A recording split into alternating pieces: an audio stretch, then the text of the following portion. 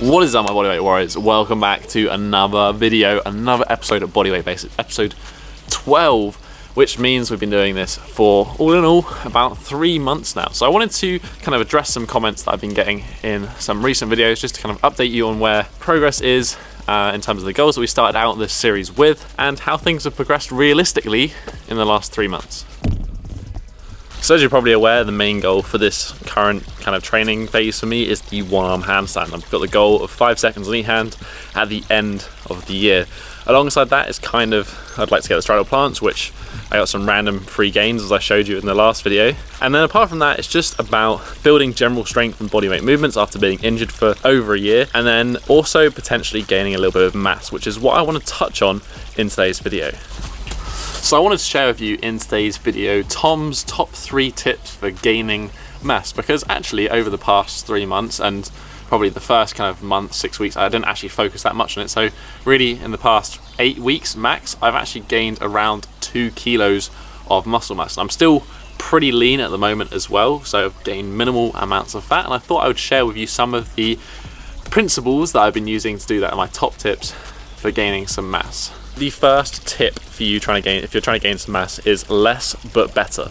So this is actually a German phrase. I think it's weniger aber besser is the German for it. This is so important when it comes to gaining mass. The biggest mistake I see people make is they do too much volume in the gym and then they can't actually recover from it to gain mass to then get bigger, get stronger. So this is the idea that you're only as good as what you can recover from. If you're constantly beating your body up with too much volume that you can't recover from, one, you're not going to gain size, you're not going to gain strength, and you're always going to be in this kind of state of fatigue, so you're never going to be able to display your true ability and fitness. In terms of how much exactly, this kind of depends on the person. There's no real set answer, but what I would personally favor is, one, making it frequent. So 2 to 3 sessions per week per body part. So whether this looks like 2 or 3 upper body sessions a week, or whether this is more like the legs push pull split that I recommend in the Bodyweight Warrior ebook, which by the way is free and always linked in the description, I would stick to probably that. And then per session I would aim for 8 to 12 sets per movement pattern. So this would be push, pull or legs. So 8 to 10, 8 to 12 total sets for that body part in that session. It's a pretty good starting point anyway. I wouldn't recommend going near the 20 sets for a bodybuilding kind of style workout unless you're maybe hitting some of the older, roids, etc. Second would be not to stray away from low repetitions. Have a good variety of rep ranges in your training. A lot of people, when they do kind of training for mass, they stick to just high rep ranges. They stick to just that 8 to kind of 15 hypertrophy rep range.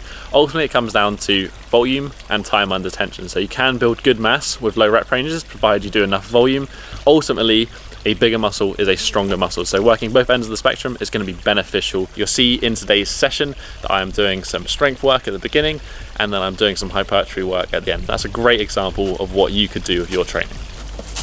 Finally, the most obvious and probably most important thing I want to mention is make sure you're eating enough calories. Ultimately, that's going to be the driver behind you recovering from training and making the most of that stimulus to gain muscle mass, is making sure you have those calories available. One of the main reasons I've been able to gain like 2 kilos in the past 8 weeks of training is simply because I've been hitting consistently around 3,000 calories a day, which, some of you may need more, some of you may need less, but ultimately that's going to be one of the key points to remember. So there you have it, that's my 3 top tips. 1, less but better, focus on quality rather than in a crazy quantity when it comes to gaining mass. Number 2 is work both ends of the spectrum, work that strength rep range, work that hypertrophy rep range. And number 3, make sure you eat enough goddamn calories. But actually back to what's happening today, I've got to pack up some orders from the shop now. I'm probably going to make some coffee, because when am I not drinking coffee? And then we're going to head to the gym. We're going to hit an upper body session. It is actually the start of a intensification phase. So I'm going to be doing a little bit more strength work, a little bit less hypertrophy work. And it's nice because for the last 6 weeks, I've been essentially doing the same thing. It's time for a change.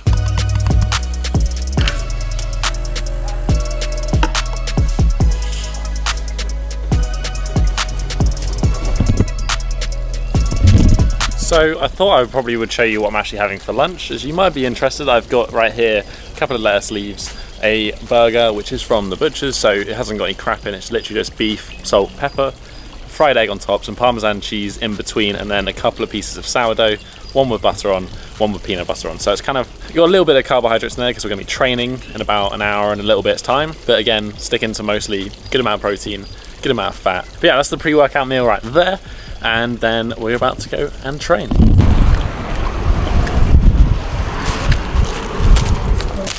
You told me first, yeah.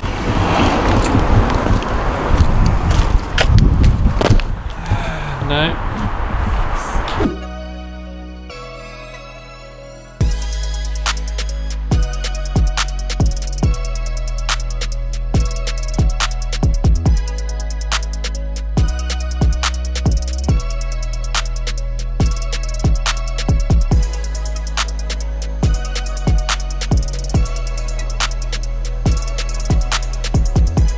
So starting straight off with the handstand work in today's session, I always start my sessions with handstand work. I am currently in week number 4 of actual proper handstand, one-arm handstand training currently. I had a couple of weeks at the beginning of this series, then I got injured, and this is, week number 4 of actual proper training. Things are definitely progressing. I couldn't really do these fingertip hold supports for a long period of time beforehand, but they're definitely still a struggle, and I'm working really hard, especially on this flag. So you'll see before the flag that I was getting, how far I was able to tilt those hips, comparison to here on the wall. This is what I'm trying to strive for when it comes to the one-arm handstand. Again, this is a tip that I mentioned in a prior video with Mech, which I'll link down below. Then randomly, before I was getting into my session, I just thought I would try some handstand push-ups. Not really a move I've trained in a long time. I've always struggled with this because I've got very, very long arms, which means the levers are going to be longer and it makes this move a lot harder to do. But surprisingly, without having even attempted it for a long time, I can still kind of get a rep. And this is currently what I'm working on in this current phase because I'd really like to have that move back. While I was there, I also thought I would try out the front lever, which is something I had before for about 5 seconds. And yeah, I managed to get kind of a 3-ish second hold, although it was slightly piked. So as I said, at the moment, overhead pushing strength is one of my focuses, and the handstand push-up would be something I'd really like to tick off. So I'm currently working in this intensification, this strength training phase that I'm in, these handstand negatives of 8 to 10 second. Negatives are a great way to, one, learn the balancing element of the handstand push-up, which is something I struggle with, but also to overload that muscle and get more time under tension. This was paired with mechanical advantage front lever pulls. I was in advanced tuck / half late into a straddle. This is kind of the idea again of that progressive overload, being able to do a little bit more than you're able to do in a static hold by doing a progression such as the straddle planche, which actually I can hold, but just doing it in that slow and negative and really loading up the muscle. And for some reason I couldn't in today's session actually find an angle where people weren't walking in front of the camera, so I apologize for that, but I tried. Then I moved straight on to the main kind of session that I've been doing a lot lately, and this is this weighted push-up combination. The only difference here is we're working in a lower rep range, so working 5 reps instead, doing about 32.5 kilos. That 2.5 kilos makes a big difference when it comes to that progressive overload. Every time you're in the gym, doing a little bit more than last time. And yeah, as I said, pairing that with the same as I was beforehand, those diamond push-ups for a superset. The same principle applies to the pull-ups as well. Again, just adding more weight on. I was doing 20 and 25 kilos for these for 5 to 6 reps. These actually felt pretty easy, but I'm kind of going light with these again as I'm kind of still got that feeling of golfer's elbow a little bit in my elbow. It's not that I have got it, but I'm just kind of aware of the potential weakness there. And again, that was supersetted to these close grip rows for those 10 to 12 reps to kind of get more of a pump after doing that lower rep range work. For the external rotator cuff work, in this exercise I'm working with a single arm Cuban rotation. Again, like the rest of this workout, I'm moving to a little bit of a lower rep range.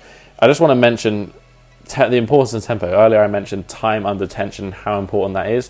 Tempo is 100% the most underrated thing when it comes to training. If you've got your tempo spot on, then you're going to get that time under tension. It's going to make a huge difference to the effect that the training has on you. So this is a perfect example with the rotator cuff, a nice slow negative and then a controlled concentric. And the same again, even with this final kind of arms and bodybuilding session, doing these planche presses with dumbbells, I'm making sure I've got like a 5-second negative in there, a little pause and a nice controlled concentric. This makes so much difference to the quality of your training. It's unbelievable. Tempo, tempo, tempo. I paired those planche presses with just some dumbbell curls. I like to do this in a slightly extended position, so my arms a little bit dropped back, because I find it helps kind of balance out all the pushing work that I'm currently doing.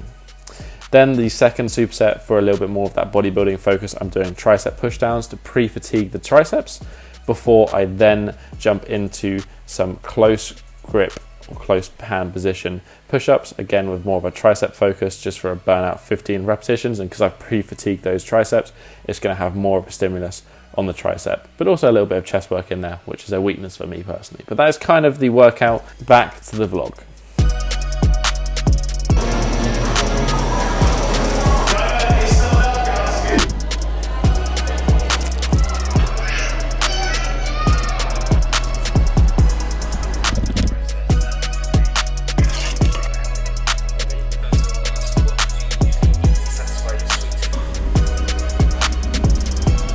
Back from the gym, I've got here a homemade chicken thigh curry, which is just with some coconut milk and then white rice, a little bit of Greek yogurt on the side.